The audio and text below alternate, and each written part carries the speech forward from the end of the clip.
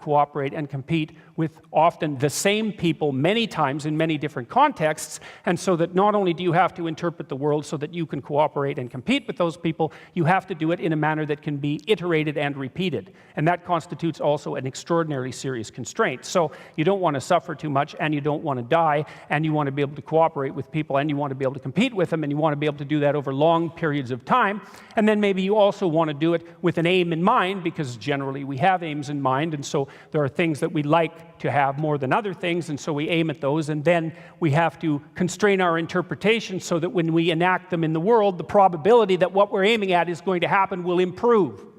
And all of those constraints operate simultaneously. And what that implies, and I think Jean Piaget, the developmental psychologist, maybe went farther along this line of thinking than anyone else I know about anyways. It's sort of an elaboration of Kant's fundamental ethical maxim, which was something like, act as if the thing that you're doing will be done by everyone. But the Piagetian sense was more like act as if the thing that you'll be doing needs to be repeated endlessly in a manner that moves up instead of down. It's something like that. But the point is that there's tremendous constraints on the manner in which we can interpret the world from any realistic perspective. So the criticism that there are an infinite number of interpretations falls apart on closer examination. So that's the first place that the postmodernists are seriously wrong. They radically underestimated the intrinsic constraints on interpretation. Now, the central claim of Marxism, the postmodernism and Marxism tend to be aligned, which is a very strange thing, is that the best way to view the world is through the lens of oppressed and oppressor and oppressed. Now, the funny thing about that is, if you're a postmodernist, is that that's actually an interpretation, right? It's a Marxist interpretation, and the interpretation is that the best way to look at the world is through the lens of oppressor versus oppressed. But if you're a postmodernist, you don't get to have a canonical interpretation, because your whole damn theory is predicated on the notion that you don't get to have a canonical interpretation because no interpretation is better than any other interpretation.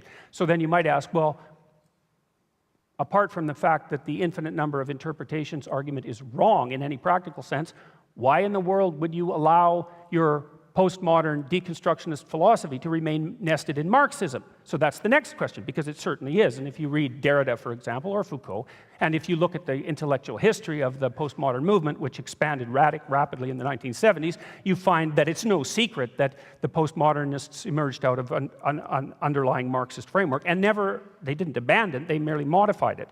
So it went from bourgeoisie against proletariat to, one identity group against the other, but it was still oppressor-oppressed narrative. It's just a sleight of hand. So the question is, well, why in the world, if you make the central claim that no narrative is to be privileged, why in the world would you accept your alliance with Marxism? And so the first answer to that might be the optimistic one, which is that